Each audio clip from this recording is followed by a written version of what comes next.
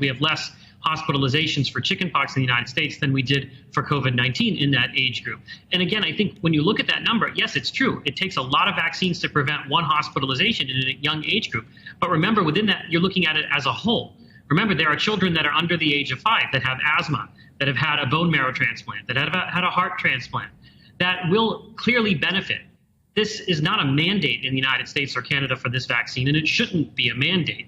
But there are clearly children that will benefit, and I think you have to recognize that. Not every child will benefit the same from this vaccine, and there is a different risk-benefit calculation that you have to put into place. But on balance, I think that this is a comparable vaccine to other childhood immunizations that we give in the United States. Dr. Tess-Lawrie, if I can come to you, could you evaluate for us what you regard as the risk versus the benefit of giving children and babies this procedure? Yes, I can assure Dr. Adalja that this vaccine is not like other childhood vaccinations and cannot be considered in the same light. This vaccine is extremely dangerous. It is not safe and effective, and it's potentially fatal.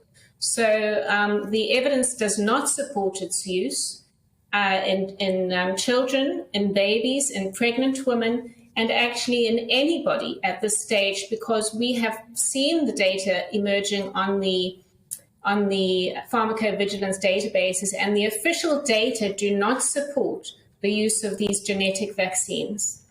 And if I can just remind you how they do not work the same way as other vaccines. It is a new technology that has not even sufficiently passed animal studies on safety, and yet we have rolled them out to billions of people around the world. These new vaccines give our bodies a recipe to make spike protein, a foreign protein, a viral protein with no off switch for an indefinite period of time. This vaccine does not stay in the shoulder muscle. It circulates around the body and gives our cells a recipe to make spike protein that then causes an inflammatory reaction throughout the body for an indefinite period.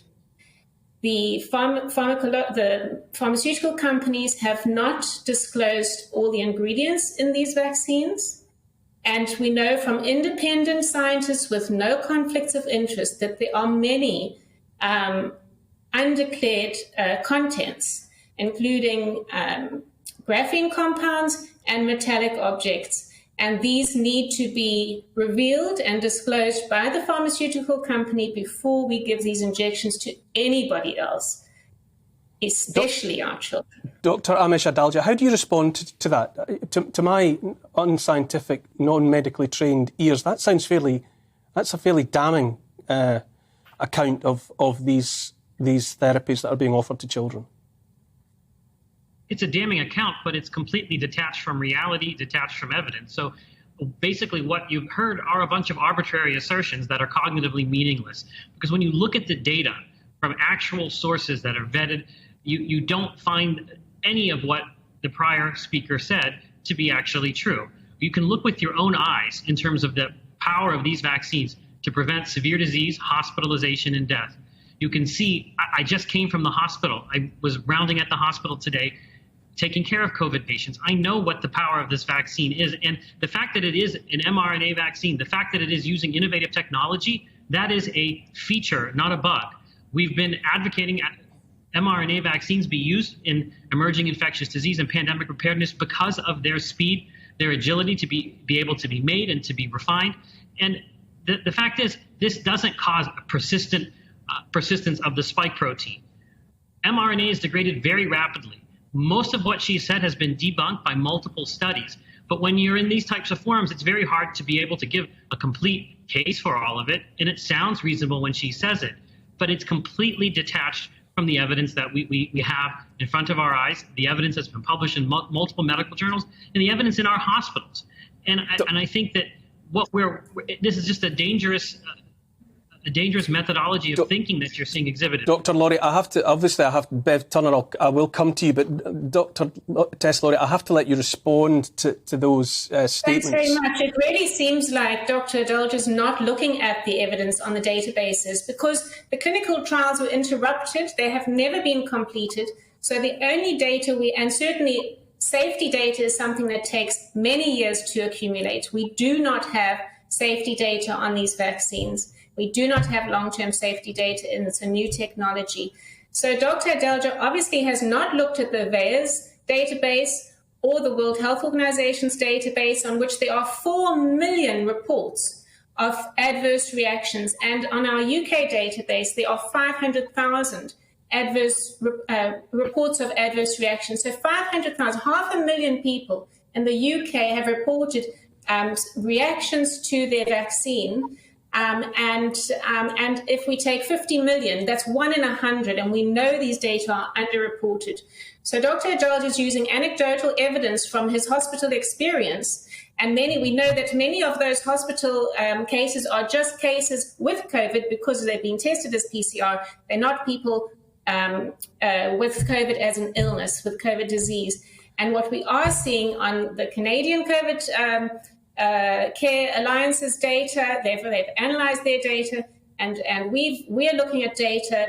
Jessica Rose has been, many independent scientists are looking at the data, and it's clear that in actual fact, there are more cases of COVID with COVID vaccination, particularly with a booster, and there are more COVID deaths. So these vaccines must be stopped, and the World Council for Health issued a report last month to say that there is sufficient evidence of a significant safety signal on the databases, and these products should be recalled. Bev Turner, this is a story that you've been following closely in the UK for months, if not for years now. How do you react to the news from Canada? Well, for a start, Tess is 100% right, and our friend from America is 100% wrong. I'm involved in this because, along with a group of lawyers in the UK, we filed for a judicial review in September 21 when the government started talking about injecting the under 18s. And it was so obvious that this was a disease which was affecting the very elderly, the very vulnerable, and there was no clinical need for a healthy teenager to be given a trial mRNA drug.